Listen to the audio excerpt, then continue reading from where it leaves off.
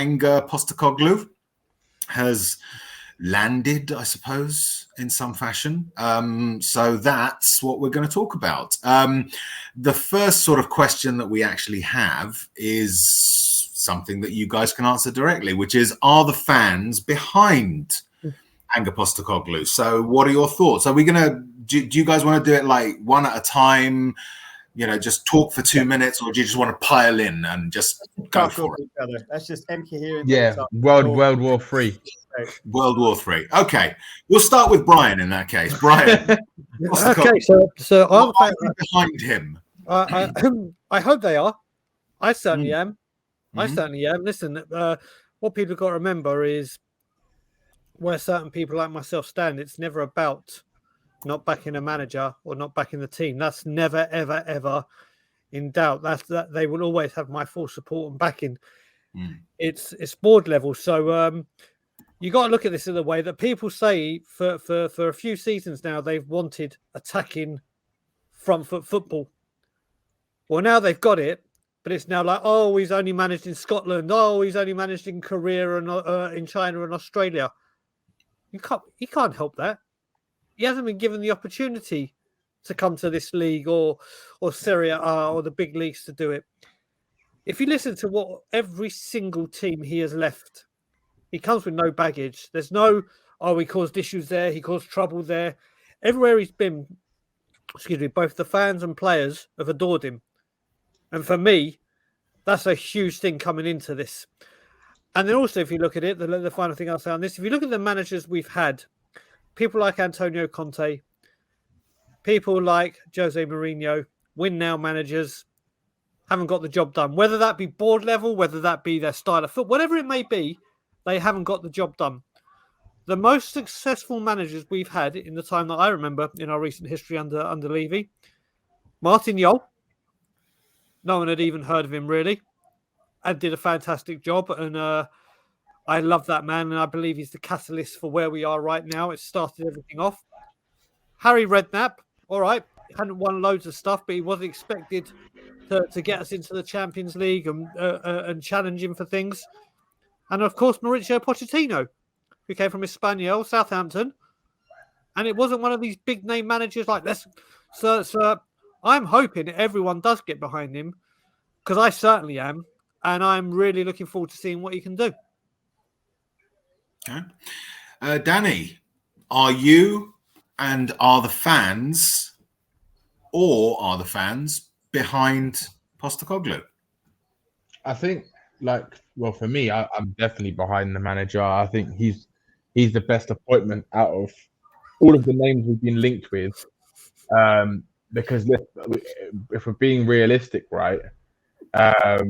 If being realistic, someone like Nagelsmann's never come into this club, not in a million years, the way that the ownership is run, the demands that someone like him will have.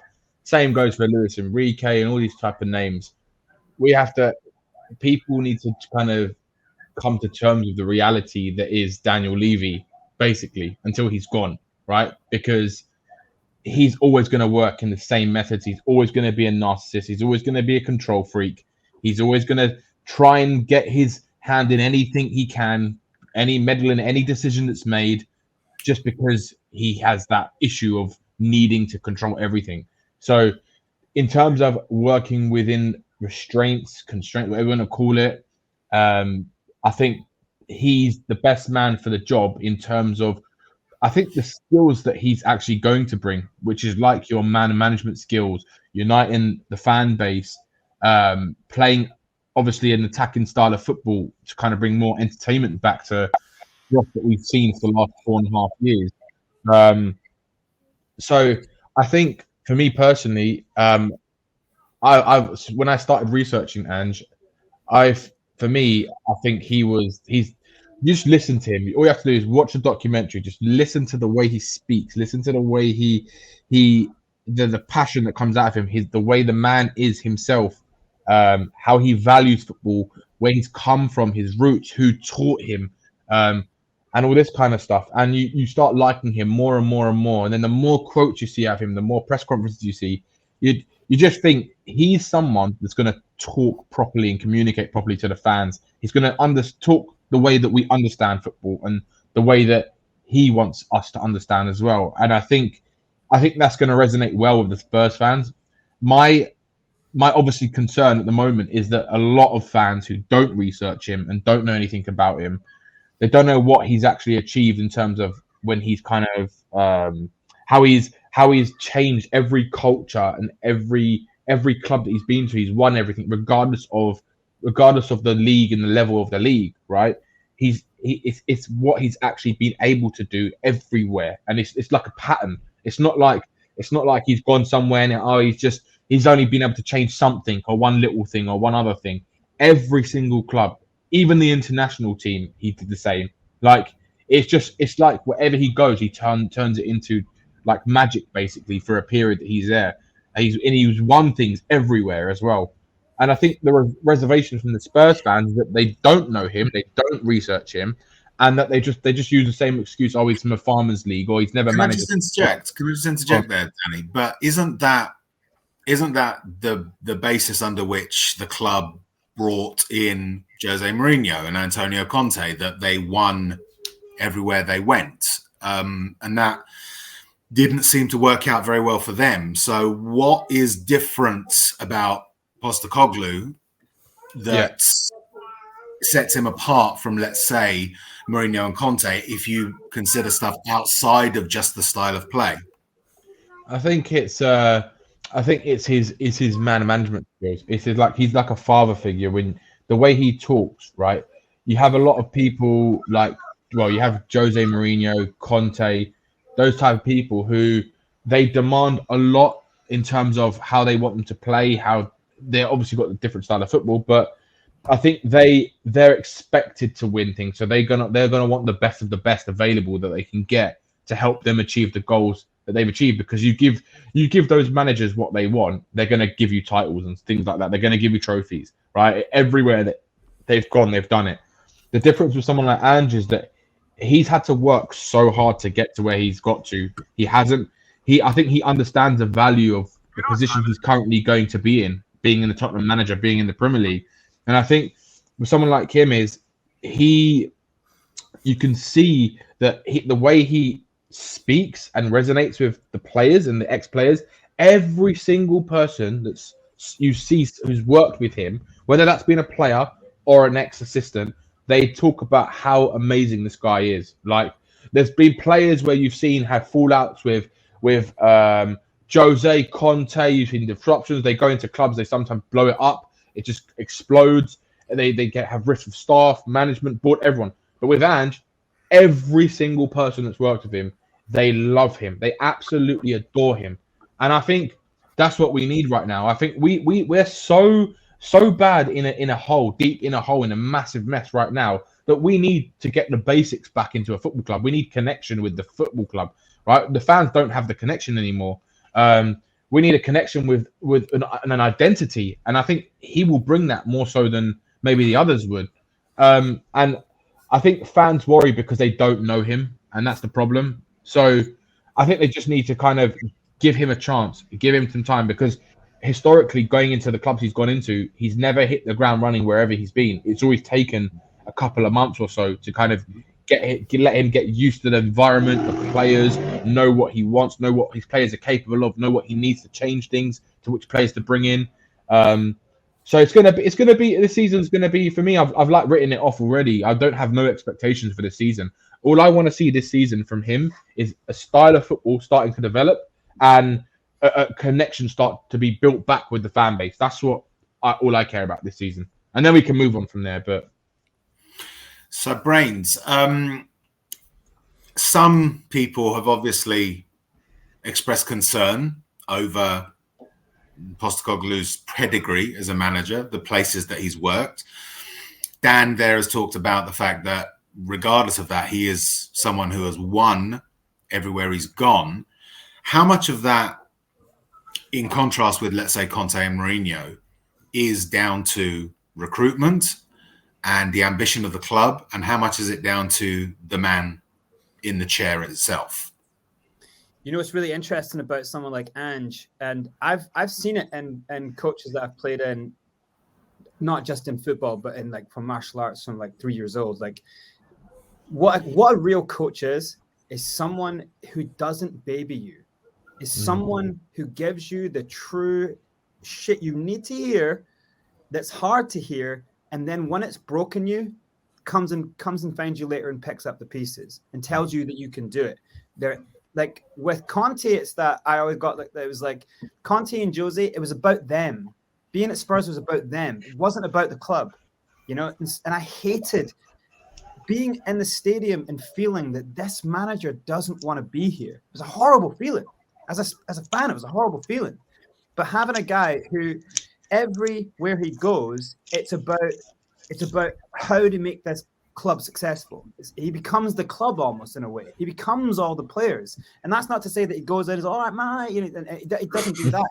He actually keeps his distance. Actually, you know, he doesn't really join them in their social events. He keeps their distance, and that's very clever. That's super, super clever, because you have to create the boundaries. If you're in, like, I think Josie sometimes likes to pick his favorites and then get too familiar with them, and then when they don't perform, he throws them under the bus.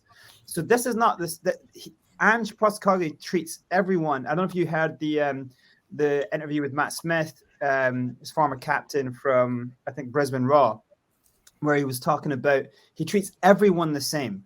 No one has an audience alone with him for too long. He doesn't have groups. Everyone is the same, you know. But they've all said, even Harry Kuehl, like they've all said, after a little while though, you just want his adoration, and that's the mental thing that he does. I don't know if you guys saw this interview he did. It's when he first took over the Australian youth teams, and they hit him so hard with their expectation because he had done well at Melbourne. They hit him so hard that thinking he was going to make Australia do well in the under-17, under-20 World Cups and stuff, and they did bad. And so he came out and said, and they misinterpreted that he was throwing the players on the bus. He wasn't. He said, at youth level, we do not have the technicality enough in the training to build these players. So we won't win anything. We won't do anything for a while. But while I'm in, I am going to establish this technicality, and in years to come, we will win stuff. And they were like, so like that is, you need to quit. They were like telling him on air, you need to quit. You have failed. And he was like, you think I've failed? And he just kind of sat there. He was so assured. I was watching it just like, this guy on TV to his nation. And he's just like, you think I've failed? You think I've failed? You want me to quit?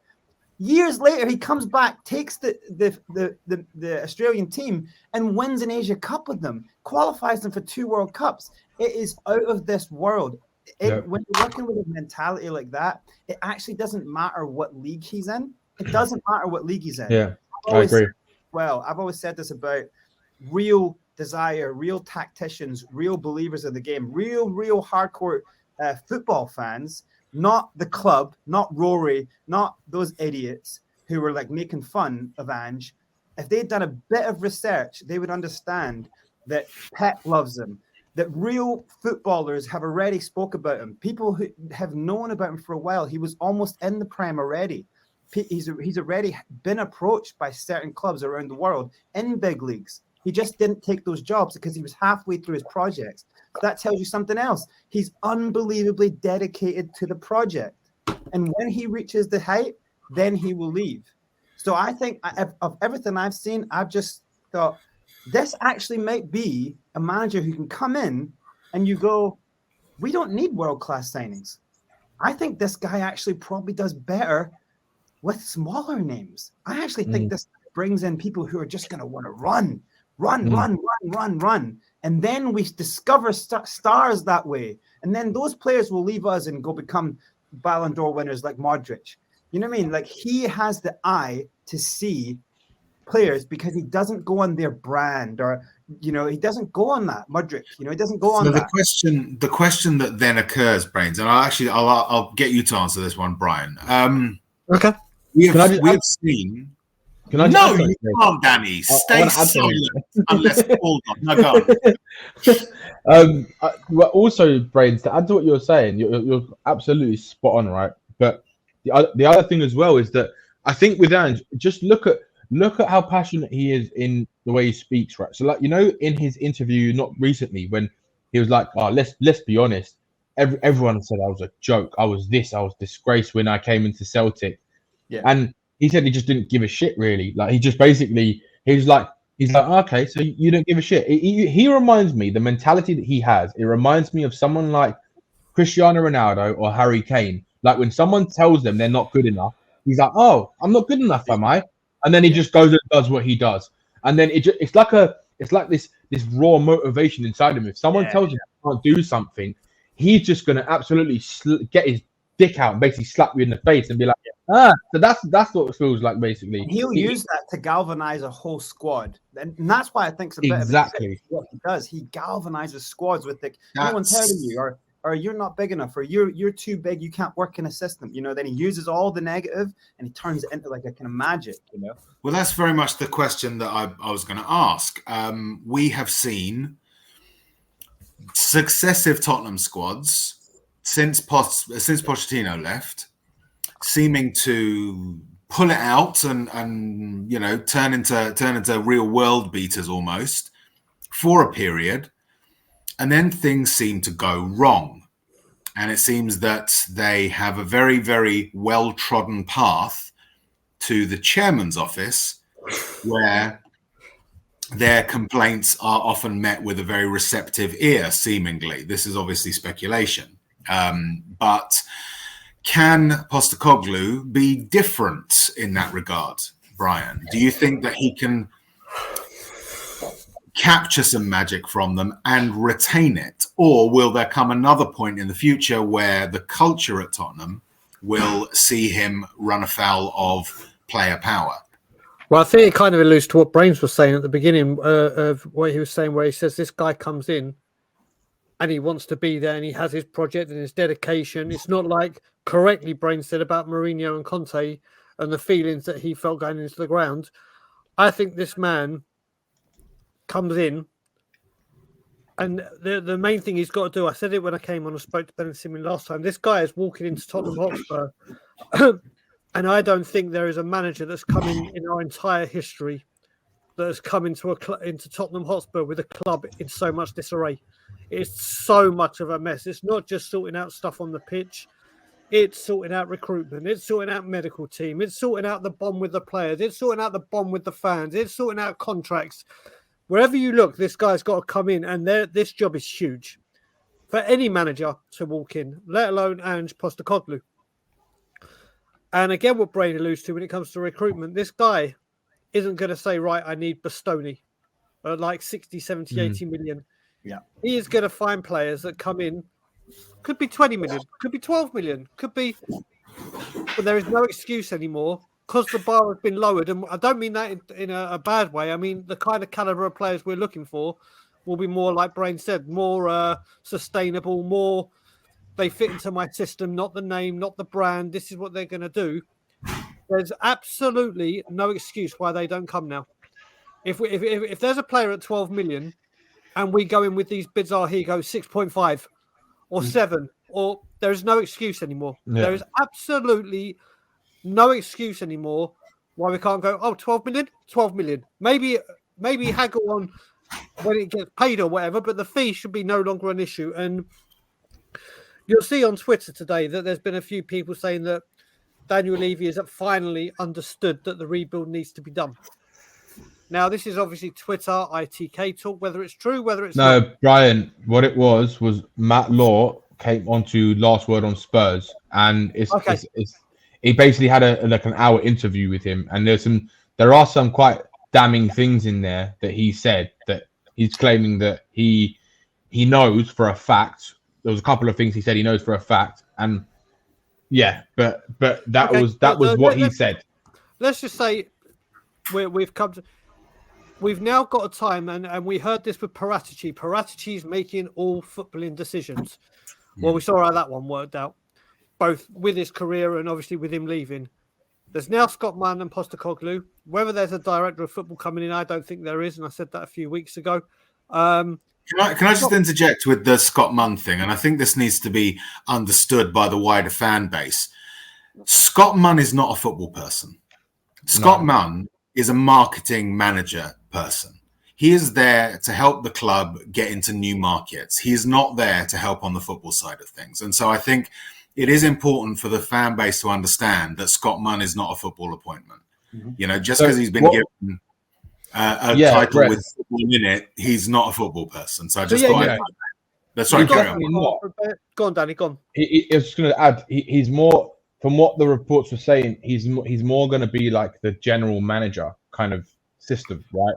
So the plans are apparently still to get a director of football, right? And apparently the reason, what Matt Lott also said yesterday, was that the reason why they got Ange Postecoglou in first was because they realized that they needed to get it done, because the directors of football, just for whatever reason, all the people on the list that they had, for whatever reason, either was being rejected by the directors of football, or they just couldn't agree to something, right? So they were like, if they keep trying to get director of football first, then we're going to completely mess up on the manager, and it's going to be too late when we do start and get a manager. So he's saying that they decided to go for Ange and get him done, and then they're going to bring the football director in, because Ange, apparently part of the agreement of the terms, was saying that he would be happy to come work with a director of football. It's not like he's not unhappy to do that, as long as it's obviously they're going to work together. So that's also a big thing.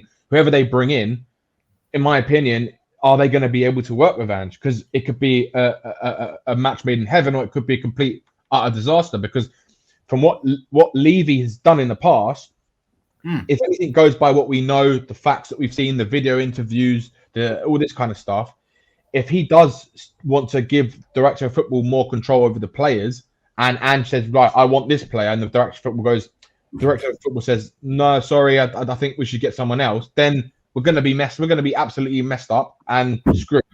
And then we're going to have the same issue with Ange Postecoglou, and he's not going to be. This is the question. This is what leads on to the wider question. Sorry, Brian, go ahead. No, I was about to say, if it does, I'm actually, if we do end up getting a director of football, I'm actually happy we've done it where we've got the manager in first. Because if you look at it, Pochettino and Paul Mitchell, hand in glove. If it had been Nagelsmann, there's big talk about Ranić. Why? Hand in glove. I don't want it that we get the director of football come in, then the manager comes in, and it's like the director of football. And we saw rumours in the last transfer window that Conte wanted X and he wanted Y, and then this needs to be. For me, I think it's more important that the manager's in and gets someone that he knows he can work with and understands the manager, the footballing guy, rather than bringing in a director of football and then the manager that's going to have to dance to his tune. I think the link has to be manager could be part of the vetting process with Levy or whoever does it, with Munn, whoever does it. And then when Postecoglou finds someone that approaches his ideology, his philosophy, he's like, right, this guy fits me hand in glove. This is the guy that I think I can have a working relationship with. So if we've done it this way by hook or by crook, by accident or by whatever, I'm actually quite happy that Ange is here first, and we'll get a director of football that suits him, as opposed to a manager that suits a director of football. Well, this leads to this sort of, we're leading on to the next major question here, but very quickly, brains. I mean, doesn't that seem a little bit topsy-turvy? Isn't the director of football supposed to be there for continuity purposes, and then the manager is the one that is essentially the piece that is movable, like the players in a squad? Does it work if Spurs bring in a manager first and then bring in a director of football? No, I think it's a good way to work, but the kind of the specification needs to be understood is that it's a manager who can work, who can get off to the start, who can work with what he's got, advance them, create the system, and then swap players into it. And so if you have a director of football who's got one idea, if the club, are Spurs with their club signings, so the club's clearly got another idea, Ange has to make it work on the field. His system is quite a change to what the bulk of players, and we'll get onto it, but the players who are staying, it's quite a change. It might be the football they want to, or they dream of playing. Every footballer wants to play tactical football, but it's a change for them from what they've had, from what they've drilled every week, from how they've gone in. to the training ground and being bored to death by certain defensive lining drills, and you're not working on one touch, you're not doing, you know, angled runs, you're not, you know what I mean? Like, you're not working the way that you have to now work every single day, you know. So Ange needs, he's going to set up that way. And then I think you need a director of football. And I think it's actually a slightly genius, but most probably with this club, accidental genius move here is like to get Munn in. You know, what you're saying there is absolutely 100% true. He's a marketing guy. What a stroke of genius to bring Ange in, because you've got Japan, you've got Australia, and now we know already from all the shows online, Celtic fans have moved over. Spurs are now Celtic's English team. It's bizarre. The things I've seen in the last few weeks is just channeled and infiltrated with Celtic fans going, I'm going to watch Spurs. It's almost like if Kane went to someone, we'd go, I think I might watch Real Madrid or something. You know what I mean? It's like Ange is that important to Celtic. They're all going, we don't hate him like we did Brendan Rodgers. He's not a snake. Yeah. They're going, I'm going to go watch Ange ball because I'm addicted to watching Ange ball. Like, could he do something? The question of, could this guy with his amazing story do something with this team, Spurs, who this amazing club, but who are in this rut? It's all a beautiful story if it gets pulled off. So we'll stay with you on this next question then, Brains. Okay, so let's make it wider. Can Postecoglou work with or under Levy? That's the next question. This is one of the big crux of it. Is like you were saying, there's always been that alleyway that they can go snip outside and go speak to Daniel. And I think this is where it goes wrong. If that avenue is there, if any player is feeling that and they just go and speak and it gets back to Ange will not play that player ever again. No. Danny Rose again. You know, like, he will not play that player. If this thing with Romero hearing, I don't know how true it is, but if there's players who are going, I'm not too set, he will not deal with that. He knows, like, when you're trying to do something that he's going to try to do here, you can't have any player unsure of what you're buying into. It's got to be 100% buy-in. If there's not 100% buy-in, so there should never be a situation where any player leaves the tactics room and is confused, leaves the field and doesn't know what their role is. Every player who's a sub plays for what his position is, and when he gets pulled on, he has to do exactly that. It's not about dribbles. There's only very few places in the process of the plays where someone does an individual piece of brilliance. So you know what I'm saying? It's such a rigid system. It's a beautiful system of fast-flowing, possession-based, play it from the back, attacking football, that you can't have any one cog in that system thinking, I can go have a chat with Daniel. So for me, Levy has to be, and I think this might be this is one of the biggest things that when I did my research on this, when I was watching all the stuff and how he's worked with his backroom staff, how he's assembled teams on the fly, he is the guy. And everyone's going to have to get in his way of thinking in the staff that he runs. I think Levy has no way in any conversation. The director of football has to work very closely with Ange, his team. Like, the fitness team has to work with Ange. It has to all go through Ange. Like, every single player's relationship has to go. How does that square, though, with the retention of the recruitment committee and things like the player leadership group, which there seem to be no signs of things? I think that goes. There's no player committee in an Ange squad. From what I've seen, it just is unnecessary, because that means that someone has to go talk to a player who's a leader, and because he can't get his message through to him, and that just breeds miscommunication, a breakdown of understanding of what the thing is about. If you have a family, you don't have your brothers going off there and you know what I mean? Like, it's all got to be together. It's got to be that you have your time to say. You have your time with the manager to say, this is how I feel, and then they square it off. Like, honestly, that's where it goes wrong. My biggest fear is, I do not fear that Ange Postecoglou cannot do this. I do not fear that. I fear that with the right, if he's just left his devices, he doesn't even need 300 million. He doesn't need 150 million. He can do this with 60, 70 million and get 4 or 5 players in. But it cannot do it if Levy is going to interfere, or if Levy is going to put any of his BS that he's pulled up before. It's not going to work. You know, and that's where I'm going to then go, okay, now they're going to make an excuse to say it's on Ange, and now the fan base are going to get annoyed, and we're not going to give him time. He's going to need a season. He's going to need a season. He's going to need to lose. We're going to need to lose, look, but we're going to have to, that adaptation of how they're going to play from how we went to how we're going to go, it's going to take time. It's not easy. So adapting the question a little bit, Brian. Yeah. Not necessarily can Postecoglou work with Levy, but will Levy finally change? Because this is a fundamental change in That's the right guy there. The chairman, fairly clear, has operated. Yeah, listen, to me, it's still a huge, big fat no.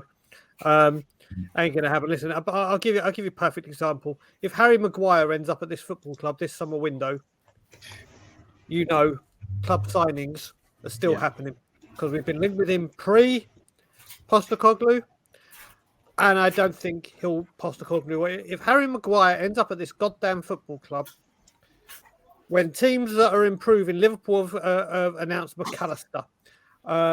Other Arsenal going for Declan Wright and other things, and we're trying to get Harry Maguire.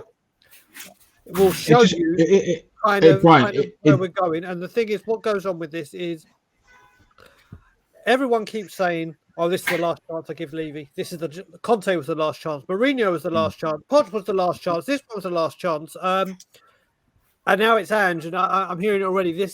I'm supporting him as I do all that, but this is the last time I'm giving Levy a chance. And it will be till the next one. Listen, it's all going to be champagne and Skittles to begin with. Everyone's going to be behind him. But I think when push comes to shove, we'll get what we do in let's say January, and we're doing well, or even not well, and we need a couple of players in urgently. Those players need to be in first week of January.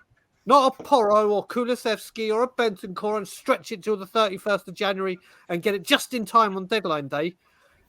I think, and from what I've seen of Postecoglou, he will take the ship down with him. If Levy screws him over, he ain't going to be a yes man that says, "Oh, well, yeah, okay." It will come out. It will come out. Like I've said, it's going to take me 5 years of consistently backing a manager. And I don't mean by getting every one of his targets. I mean sticking with them, bringing in people he does want, getting the contracts that he wants, getting the players out that he wants out for the price that the manager deems. Let's say Dyer.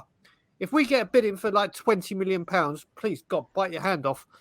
But if Daniel Levy is holding out for 30, 35, and Postecoglou says, get him out at 20, if we don't, then there you go again. It's like, no, I want my...